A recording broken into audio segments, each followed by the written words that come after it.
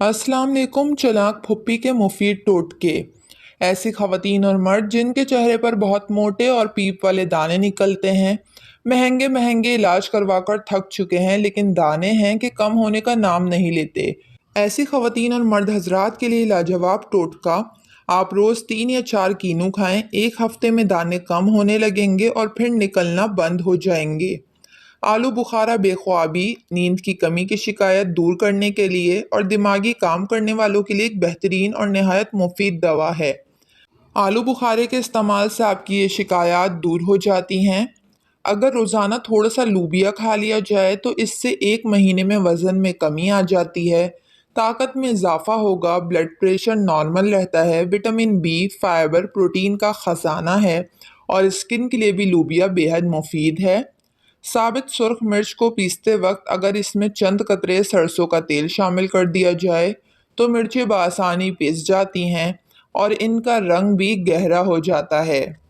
टमाटर का बेहतरीन सूप बनाने के लिए इसमें 1 चुटकी असली पिसा हुआ खुश्क पुदीना शामिल कर दें। टमाटर का सूप बहुत ही बेहतरीन और मज़ेदार बनेगा। बोतलों की सफाई के लिए बोतल में थोड़ा सा वॉशिंग पाउडर और एक अंडे का छिलका कुचल कर बोतल के मुंह में डाल दें और बोतल को हिलाएं। फिर ये सब उल्टा करके बाहर निकाल लें और फिर बोतल धोकर साफ कर लें। आपकी बोतल चमक उठेगी। सफ़ेद कपड़ों की पिलाहट दूर करने के लिए कपड़े को धोने के बाद पानी में थोड़ा सा लीमू निचोड़ लें।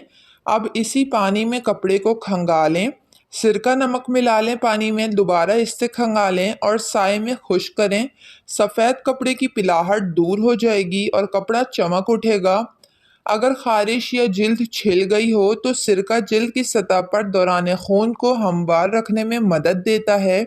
इसके लिए कपड़े की एक पट्टी को सिरके में डुबोकर 20 मिनट तक मुतासरा जगह पर लगा रहने दें। दिन भर इस अमल को दोहराएं, खारिश से निजात मिल जाएगी। इस्त्री को अगर जंग लग जाए तो अखबारी कागज़ इस पर नमक लगाकर इस पर रगड़ने से जंग दूर हो जाता है और आपकी इस्त्री वापस से नए जैसी हो जाती है। लीमू और प्याज का रस मिलाकर पीने से हैज़े में अफाका होता है।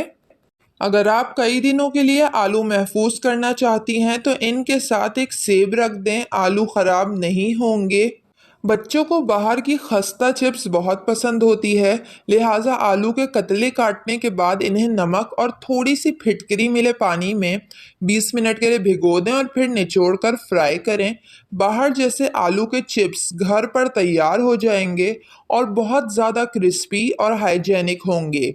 जली हुई देगची में कटी हुई प्याज डालकर ऊपर से खौलता हुआ पानी डाल दें। 5 मिनट के बाद बर्तन धोने वाले किसी भी पाउडर या साबुन से साफ कर लें। देगची चमक जाएगी और इसमें ज़्यादा मेहनत भी नहीं लगेगी। दो ऐसी चीज़ें जिन्हें बार बार गर्म करके खाना ख़तरनाक और नुकसानदेह हो सकता है और आपकी सेहत के लिए काफ़ी नुकसानदेह है। आलू के सालन को बार बार गर्म करके बड़े शौक से खाना पसंद करते हैं, मगर आलू को दोबारा गर्म करने से इनमें ऐसे बैक्टीरिया पैदा हो जाते हैं जिससे आलू का सालन पॉइजन में तब्दील हो जाता है, जो सेहत के लिए ठीक नहीं, जिसकी वजह से नज़र की कमज़ोरी, बोलने में दिक्कत और फालिज का अंदेशा बढ़ सकता है। तो लिहाजा उतना ही खाना पकाएं जितना आप एक बार या 2 बार में इस्तेमाल कर सकें।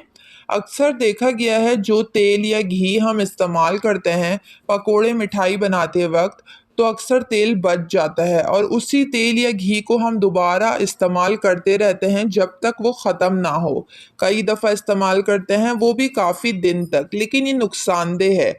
ऐसा करने से आपकी सेहत ख़राब हो सकती है, कैंसर और दिल की बीमारियों का खदशा बढ़ जाता है। वीडियो को लाइक और चैनल को ज़रूर सब्सक्राइब कर लें।